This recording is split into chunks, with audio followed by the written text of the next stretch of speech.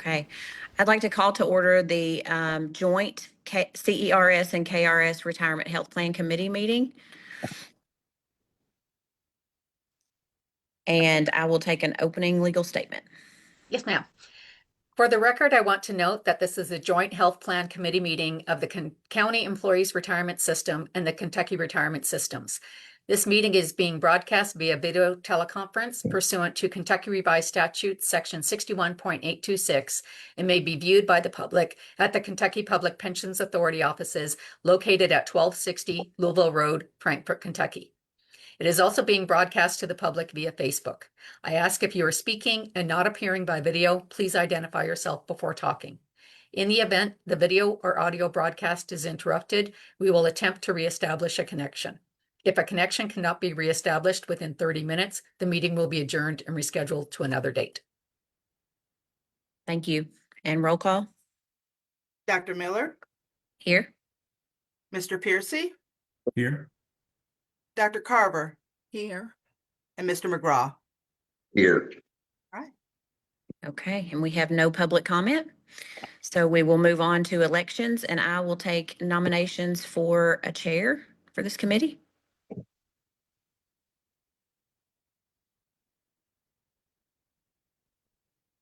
Who was chair last session? That was Mr. Powell, Jerry Powell, and he's what you replaced him with the election. He did not run again, and so there was a vacancy created. I'll nominate Crystal Miller. And I need to decline that due to some other obligations.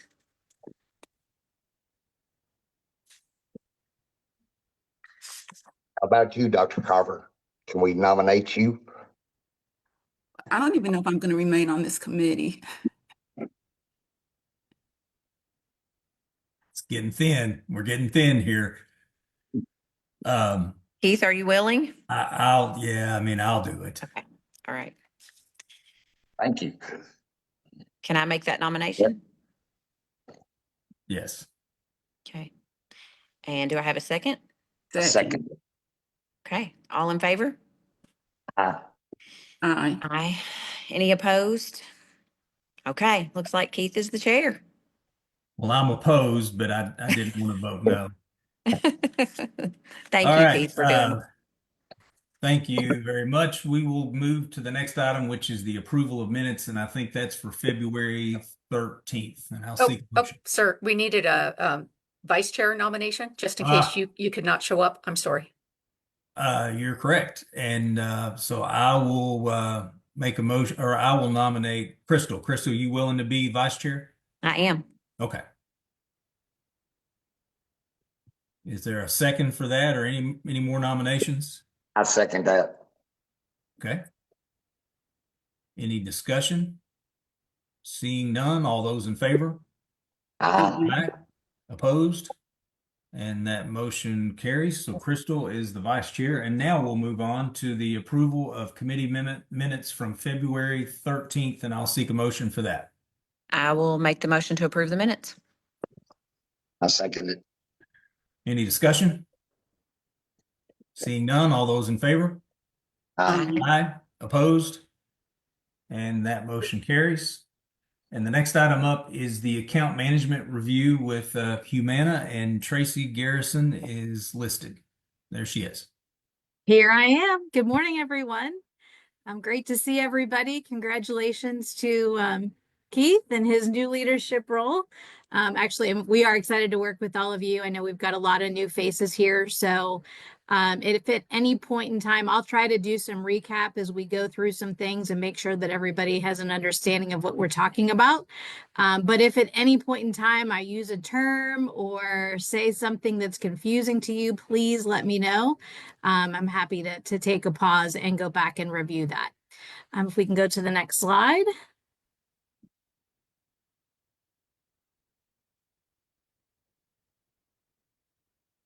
All right, so today we have plans to talk about the KPPA 2024 plan performance. So Humana annually provides a plan compass report that provides robust data about the plan's performance, member engagement, and utilization. So we'll look at just some highlights of that today. I want to take a few minutes to talk about pharmacy. There was a pretty significant change in 2025 to the standard benefits that CMS requires. And so that's impacting some utilization on your plan and will impact pricing going forward. So we just want to take a look at that and start discussions about that. And then we'll also spend some time talking about financials and Humana's gain share, our performance guarantees, the CMS final rate notice, and then the 2026 renewal planning. I will note too, with me on the phone is Larry Lowe. He's the Director of Account Management. He and I work closely with the KPPA team. Carla Whaley is also with us. She's Associate Vice President of Account Management. Larry and I both report up to her. And then you'll also see on here Carrie Lovell. Unfortunately, she is our pharmacy lead, but she was not able to join us today. But I'm sure you will meet her at a future meeting. All right, we can go to the next slide. Go ahead and go one more. All right. So here on this page, you can see the premium plan kind of key highlights. We did meet last Thursday with the team at KPPA and went through all the details of that. This report is based on incurred claims for 2024, and the report was run in March of 2025. So kind of a baseline for where that is, but that's considered that data complete report or complete data at that point. The average membership for 2024 on this plan, as you can see here, was 55,866. That was a 1.7% increase from 2023. And so you will see that, overall, we see a steady trend of membership increase on this plan. Looking at the total net paid per member per month, that did increase in 2025 or 2024 by 4.1%. That was similar in both the medical and pharmacy spend, as you can see here, at 5% for medical and 5.2% for pharmacy. I did want to note just 2 years prior, in 2022, the net paid per member per month was $1,424. So we have seen an almost 14% increase in that short period of time. This is a trend that we're seeing not just for KPPA, but across the board, but it is fairly significant in what we're seeing overall in that net paid per member per month. Medical impact in admits per thousand have increased by 13.8%. This is, of course, impacting that medical spend number. Similarly, as I mentioned, with the overall net paid per member per month, we are seeing increases across the board on the Humana plans, as well as really across the industry, increases in that medical admits per thousand number.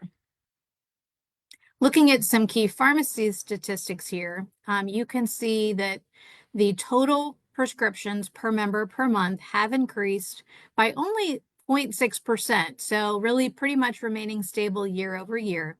But you will also note, I did want to note here that KPPA in general does utilize a higher volume of prescriptions than what Humana sees across the board for our plans.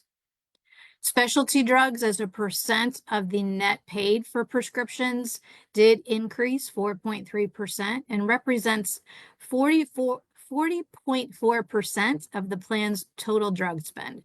So specialty medications do take up a large portion of what you do pay for your prescriptions. And we do see that continuing to increase over time as there's more volume of those specialty medications that come to market. On specialty medications per member per month, it is also up significantly by 17.7%. Some really great news here that we do like to share is that your members do continue to engage with Humana.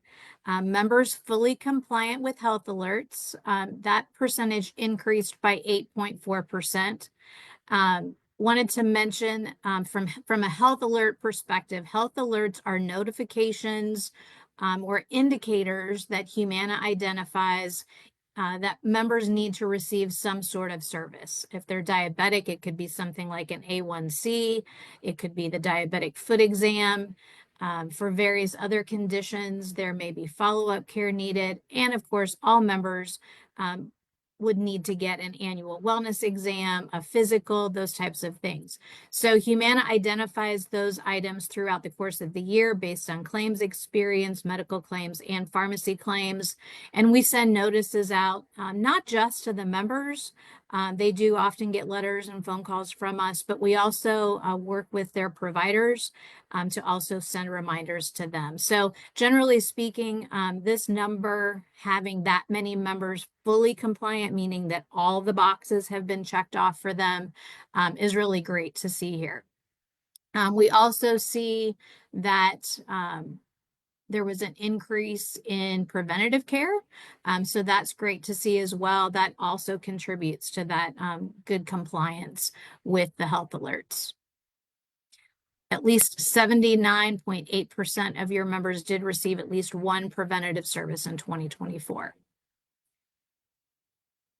All right.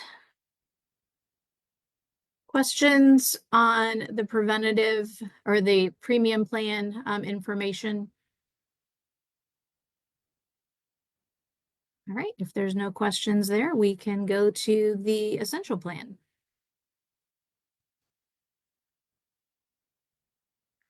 Okay, you can see here that membership on this plan is much lower. As a reminder, this plan does have the same medical benefits as the premium plan, but it does have a much leaner pharmacy benefit.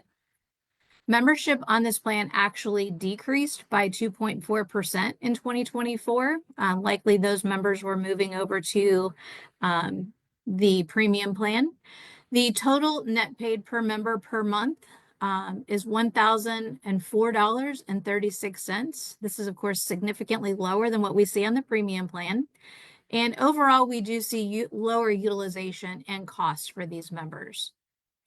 The medical net paid per member per month is up 4.5%. So this is very similar to what we've seen on the premium plan, but you can see here from a pharmacy net paid on this plan, it did increase by over 20%. So likely it's a function of the membership that is on this plan has historically been lower utilizers of pharmacy. Oftentimes, I think that's why people choose this plan. They don't use prescription medications, but over time, we do see that with the increase in specialty medications, we are seeing an increase in utilization and cost associated with that. Medical admits per thousand on this plan, up similarly at 12%, so not quite as much as what we see on the premium plan, but a significant increase there as well. Total prescriptions per member per month were flat, so we're not seeing more prescriptions per member per month for your members, but we are seeing an increase in specialty drugs and the percent of the net spend at 2.8% increase overall, representing 24.7%. And then the specialty net paid per member per month from a cost perspective is up 61.8%, up to $76.27 or $76.27. We see similar numbers here on this plan as well. We do see good compliance engagement from your members on this plan like we do on the premium plan. So health alerts fully compliant, 57.4%, up 7.3%. Members with preventative services, 74.8%, up 1.5%. And then Silver Sneakers participation is at 12.4% on this plan, up 3.3%. A little bit more participation on this plan as compared to the premium plan. Questions?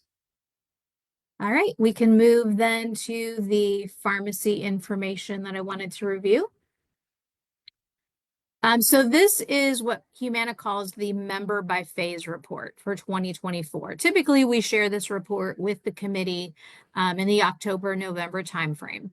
But in 2024, CMS did revise the standard benefit which is the base, it's the minimum that all plans have to have. And they eliminated any member cost share after the catastrophic phase is met. So in 2024, the catastrophic phase, if a member's out-of-pocket expense is $8,000 or more, then the plan begins to pay at 100%. So the member pays nothing out of pocket.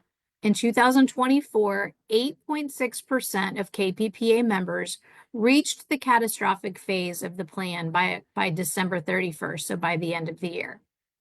And 66% of Humana's group Medicare MAPD reached that catastrophic phase by December 31st. So that was in 2024. If we can go to the next slide. In 2025, CMS made an additional change to the defined standard benefit, and they reduced that catastrophic level, the threshold or the maximum that a member would pay out of their pocket before the plan pays 100%, from $8,000 to $2,000. So as I'm sure you can imagine, that's having an impact on how many members are reaching that threshold and how quickly they're reaching the threshold. So far year to date, we are seeing that the coverage gap, once the coverage gap was eliminated, compared to September, 4.9%, in October, 6.2% had hit that catastrophic phase. So, as I said, we are seeing a significant increase in when members are hitting that. And so once that level is met, the plan is going to pay 100% of their drug cost. So we know that that's going to increase the per member per month cost directly associated to the plan. And it remains to be seen if or how it will impact member behavior. So it's possible that not only will we just see general costs go up, but people may actually utilize more prescriptions. That may be a good thing, as it's, if people need to take their medication, we certainly want people to be taking medication, but we do expect it will impact the overall cost to the plan. Questions about that? If I could just interject there. So to boil it down on this slide, because of the richness of the benefit required by the IRA for 2025, as Tracy said, we're seeing members hit that $2,000 threshold. They're hitting that $2,000 threshold much sooner than they would have in prior years. So you have 3,160 members who have already reached the $2,000 maximum out of pocket for the year. It took until September of last year to reach that same point. So great for the members. It's reducing barriers for members to get the medications that they need. But it's accelerating some of the cost dynamics on the plan. So I just wanted to sort of cut to the chase on that slide. There's a lot going on there. Yeah. Thanks, Larry. I realized I missed that one bullet too. So good to clarify that. So a question. So last year, the threshold was $8,000, correct? Correct. So, and for 2025, it's 2,000. So Right. let me make sure I'm understanding this. So of course, the threshold's $6,000 difference. So last year at this point, is the reaching the $2,000 different than it is going for this year so far? Is that what you're saying? Repeat your question, Mr. McGraw. All right. So the threshold for the 100% pay last year was 8,000, correct? Correct. Okay. So this year it's 2,000. Right. All right. So are we, as far as expenditures go, are we at the same level, or is there an increase if you take the deductible or whatever you want to call it out? Are the expenditures in line, or are they higher now? Yeah, I see what I haven't looked at that. We could pull that. There was additional funding provided by CMS to account for this additional cost, the expected additional cost, how those costs are tracking year to date compared to, this time last year. I haven't looked at that. We could do that. Well, I mean, that would be the question, of course, over the It will years. be higher. Yeah, I mean, it will definitely be higher, but I don't know I don't know the specifics. We don't have that. Well, I mean, so what I'm getting at is, of course, you're going to reach 2,000 way before you reach 8,000, of course. But if it seems like the members are taking advantage, that's a whole different scenario. And that was what I was trying to figure out. That's the part of this that that I think is yet to be determined. It's sort of the behavior change that Tracy mentioned. It's a good thing for the members because it's going to reduce their out-of-pocket costs. How they will react to that, in some ways, we don't yet know. We're starting to see it, with now, 4.5 months of utilization. So time will tell on that. We will just have to see. Yeah, I mean, if we could see if there's a significant difference in, the first quarter, if in 2024, if it was the first quarter was just easy numbers, $100,000, and then in 2025, the first quarter's, roughly the same, there's not a big advantage being taken of it. Yeah. So, I mean, that would be some numbers that I think would be helpful to know. Let us see what we can pull on that. Yeah, that should be doable. Thank you. There's no deductible on the premium plan drug benefit. It's just copays. The essential plan basically follows the CMS standard, which does have a deductible. But we can get you that. We can get you something that I think will help you there. Thank you. Yeah, the benefit that you see here, just to clarify, is the defined standard benefit. It is not the KPPA benefit. The premium plan has copays, and then the essential plan has a $465 deductible and 25% coinsurance after that. And like I said, I apologize because, of course, I'm Oh, no, trying to figure the curve out. So just trying to. We appreciate the questions and the All right. engagement, definitely. Thank you. Sure. That concludes what I had to share related to the plan experience and the spend so far. If there are any questions related to that, then we can transition to the financial review. We can go one more page. So as part of the, go back one more. You were one ahead of me there. Great, thank you. As part of the 2023 RFP, Humana did include financial commitments. We've had these similar financial commitments included since the onset of our relationship. But we do offer a gain share, which basically is if the plan performs better than we've expected based on the MER, the medical expense ratio.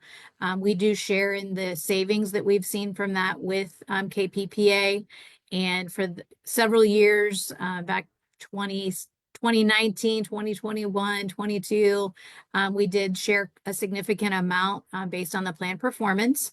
For 2020, since the new RFP was released and the new agreements put in place, premiums did reduce significantly.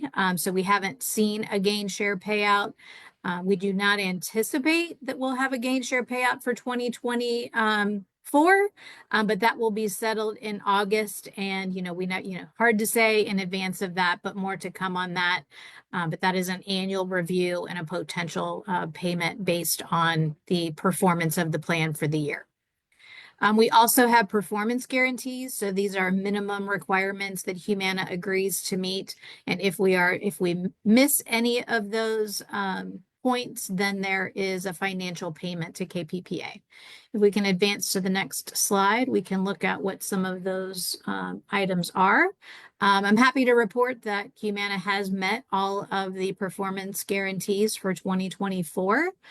So we have items, the ongoing ID card and production and distribution, ensuring timely delivery of ID cards to your members.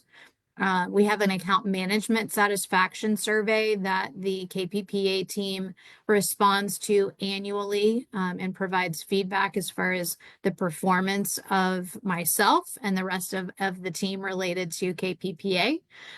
We have a deadline and a date for renewal delivery, which is July 1st. So we met that last year and will continue to do so. So delivery of the renewal is on or before July 1st. Humana also is monitoring on an ongoing basis member satisfaction, making sure that we are meeting a minimum standard of 80% or better for calls that are coming into the call center, and making sure that we're meeting the needs of your retirees. Next slide. All right, looking at claims administration, we have various different measures related to claims turnaround, greater than 98% of claims processed within 30 days. Financial accuracy equal to or greater than 99%. Claims payment accuracy equal to or greater than 98%. And then claims processing accuracy greater than or equal to 99%. So happy to report that all of those targets have been met. Next slide. All right. On the customer service side, we do have quite a few measures here as well. Average speed to answer, a guarantee that we will answer all calls within 30 seconds.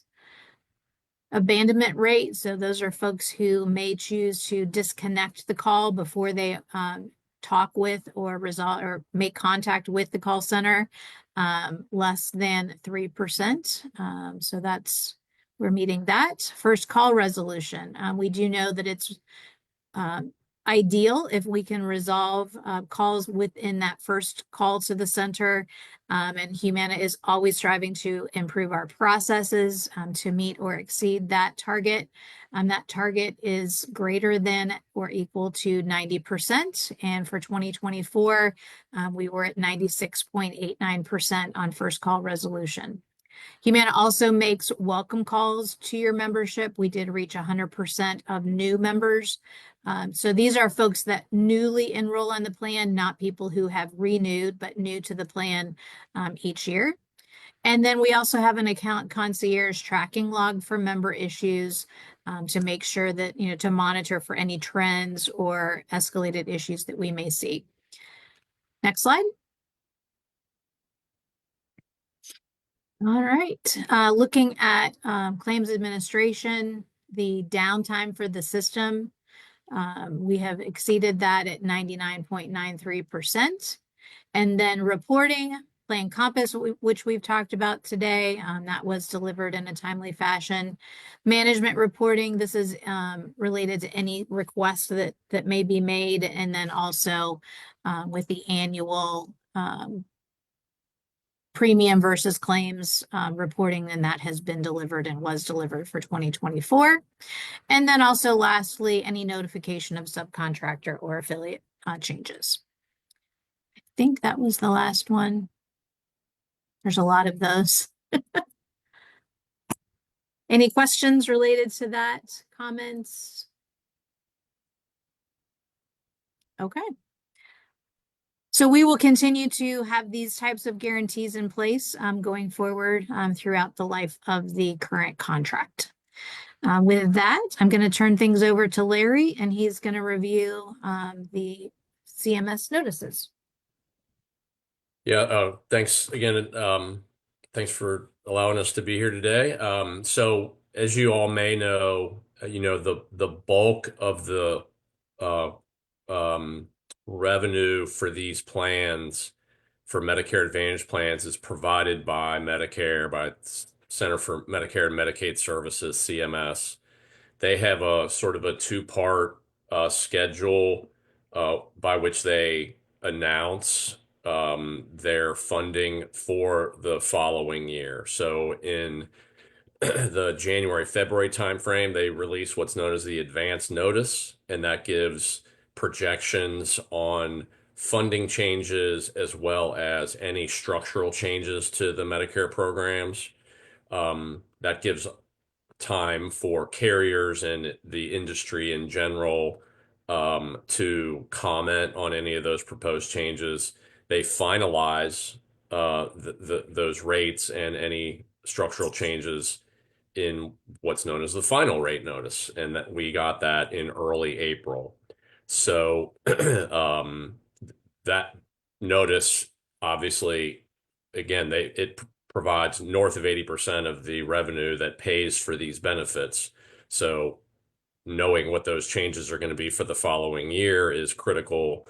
The good news that we received this year is that the estimated payment increase for MA plans like Humana's is more than 5%. We've seen years where that was flat to negative in recent years. So we are seeing good results from the final rate notice. Those vary from county to county. CMS sets those rates literally zip code by zip code. And so those will differ for Kentucky versus Louisiana versus California. But we're happy to see a good rate book.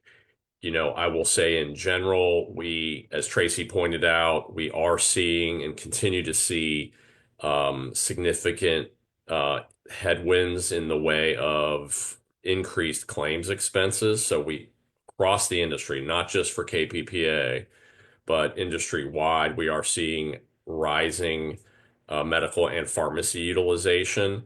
We're pleased to see that CMS is acknowledging that by way of the increased funding for 2026. But we are continuing to see higher medical trends due to increased utilization. The specialty drug category, as Tracy pointed out, that's an area of rising cost as well. So it's taken a couple of years for that funding to catch up to the utilization increases that we are seeing, but some of that, we'll take what we can get. And so for 2026, that will be rolled into our financial projections. They didn't make any, if you look at the right side of the page there, they didn't really make any significant changes specific to group Medicare Advantage plan. So that's where it says that it's EGWIP, is Employer Group Waiver Plan, is the technical terminology for what these MA plans are on a group basis. So no surprises like we saw last year. Last year there were the IRA changes, as well as some structural changes to the way risk scores were calculated. None of that, no surprises on that front for 2026. So overall, it was a good final rate notice, despite the sort of ongoing challenges that we're seeing in the way of utilization. At the bottom there, that's just listing out the basic baseline benefit for 25 versus 2026. Again, your plan does not follow that strictly. The essential plan tracks it in some ways. The out of pocket, so the big change for 2025 was, as we talked about, the lowering of the maximum out of pocket down to $2,000. That goes up by way of the IRA. That goes up to $2,100 for 2026. I think you can go to the next slide. As we get into the summertime, as Tracy mentioned, we deliver the annual plan renewal. So the rate change, any rate or benefit changes, we are committed to providing to KPPA by July 1st of each year.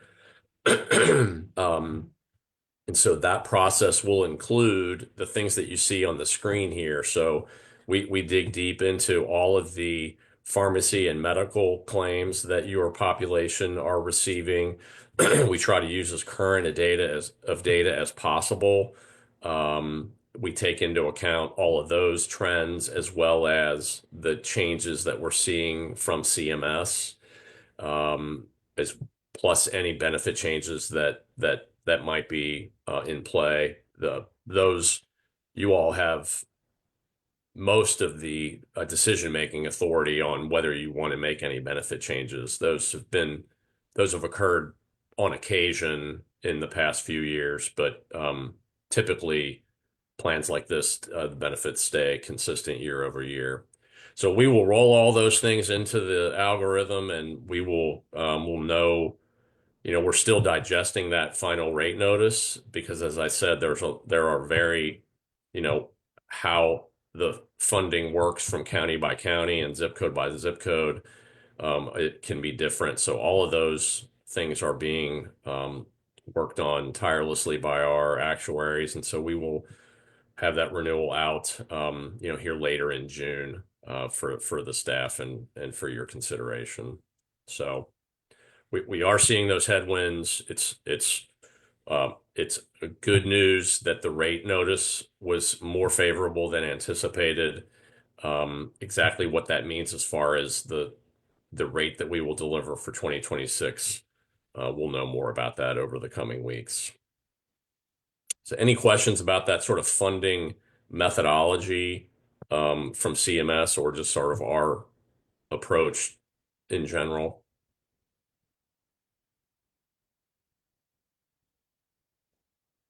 Don't see any questions or comments. Keith, I'm sorry. I think Connie is having some microphone issues. She is going to try to call in, but she did have a question that I will try to ask on her behalf. She had a question about the president's executive order that he recently issued about the drug requirement changes and the impacts to the pharmacy for 2026. Do you have any comments on that?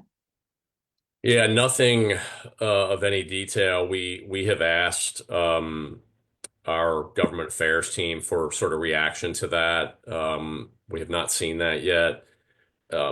If you studied the Inflation Reduction Act that was passed 2023, I think is when that passed, it included some drug price negotiation requirements that start, I believe those start in 2026. So we've accounted for that. We have this new executive order that was released this week. We're still digesting that, so I don't really have much comment on it beyond that. I think that was pretty much just a request from the administration to the drug manufacturers, was it not? I don't know that I've read it, Mr. McGraw. It's we'll have something to say on it, I think, here in the next few weeks. But I think generally, yes, I think that's what it's asking. Or I don't. Yeah, we're still. Sure that was just a good way to make some media about asking the pharmaceutical companies to lower their cost compared to other countries around the world. Yeah, could be. So Connie, as soon as if and when we know more, have an official statement on that, we'll get that to you. I just had another comment. It does impact the insurance, the premiums, and the manufacturers because of the rebates, or is that just the PBM? Or it does address some of that, and I understand you got to analyze it. It just went out this week. So I just noted that it had some of the rebates. It was going to be financial, well, that caused the premium to go up if you don't get the rebates, basically.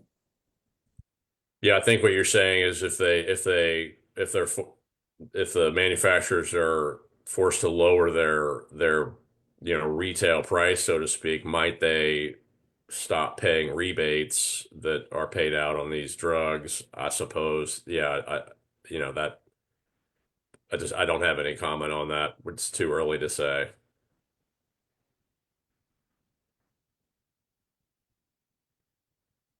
Connie, your phone is on mute. If you'll take your phone off mute, you're still on mute. I was just saying thank you, Okay. Mr. Lowe, and that we'll look forward to your analysis. Sure. And Connie, Okay. I think your microphone is working now, it appears to be, but just keep your phone line on for your next conversation. Thank you. Okay. Anything else from Humana? Nope, that concludes what we had to share today. More to come as we get close to the renewal time. We appreciate everybody's time, and meeting everybody today was great. So with that, I'll turn it back over to Connie. I hope that you can hear me now. We I can. think you can. Thank you, Mr. Piercy and team. The Kentucky Group Health Insurance Board is a statutory created board under KRS 18A.225, which is the state employees health insurance plan, which all of our non-Medicare eligible retirees are enrolled. We have around 30,000 covered lives just for the new board members. I wanted to let them know that. So that's kind of gives you that snapshot. And so we look at things on, and I have attended this committee since 2011 and filled in as Mr. Powell's proxy and various other board members that were selected over the years. So we usually, I go monthly. I've still been going every month. It's an in-person meeting now. They had to stop doing the Zoom meetings. There was issues. And so we go down to the Department of Employee Insurance and the Personnel Cabinet, which is down on High Street in Frankfort. And that's where we meet the last Tuesday of every month. So this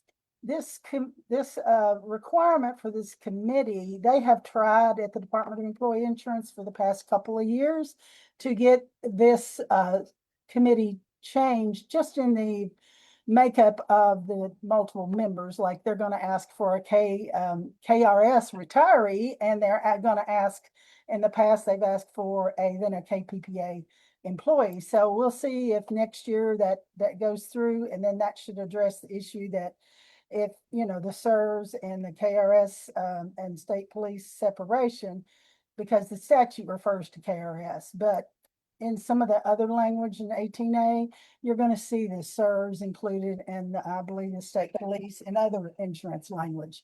So what I wanted to ask you all if you would consider who may want to fill this capacity, knowing that I feel like I'm a strong proxy for it. We go over data for the plans, statistics, benefits being offered, and this plan changes premiums quite a bit going up every year. And so there's all of those factors, as well as taking constituent issues from retirees. Mr. Powell participated in that, and I do as well. State teachers retirement are on there, as well as, there's about 20 to 30 representatives from agencies and entities across the state that make up this committee. Finance cabinet president, things like that, Department of Insurance, teachers, and some of the teachers, KEA, different, and it was started back in 2006 when the state health and plans went self-insured. So that's kind of a quick synopsis. There's no statutory duties. It's more of an administrative oversight. We review the actuarial evaluations of the plan performance, etc. And at the end of the year, the actuary will complete a report that we review, and it goes to the governor. So that's sort of the purpose, was to allow a voice from all participants, and to, since it's self-insured, to look at how DEI complies with the statute. And then they take these plans and premiums to the legislators each year and pass it into law around the 13th of September. So that's kind of that process for what DEI does. And this board kind of looks into all things that they're offering, and new programs are vetted, new vendors are vetted through that. So that's sort of my information about it. If you have questions, please let me know. So if I can just add just a little bit more to what Connie has said. She did mention that the 18A statute was not updated in 2020 when House Bill 484 was passed. Yeah. And that they have been working to clean that up, but they have been successful in getting their housekeeping bills passed the last 2 years. So as a result of that, the authority is for the KRS board to make the appointment, but in keeping with our practice since the joint health plan committee was created, we thought that the committee could make a recommendation, which would go to each the CERS and the KRS boards as they do, for them to ratify those decisions, and then that would give each board the opportunity to do that and also satisfy the current 18A statutory language to cover that. The requirement in the 18A statute is that it be a retired member, not necessarily a trustee, but historically it has been. So we realize that, this is new information and you all might not have a recommendation today. And we've been in conversations with the commissioner at DEI. And if you don't feel comfortable making a recommendation today, that is okay, but Connie can continue to serve as proxy. The new appointment needs to be done by October 1st, which per their statute is when that goes into effect. So the appointment goes into effect. So it can be, you all can make a recommendation today, or it can wait until the September meeting if you all think you need more time.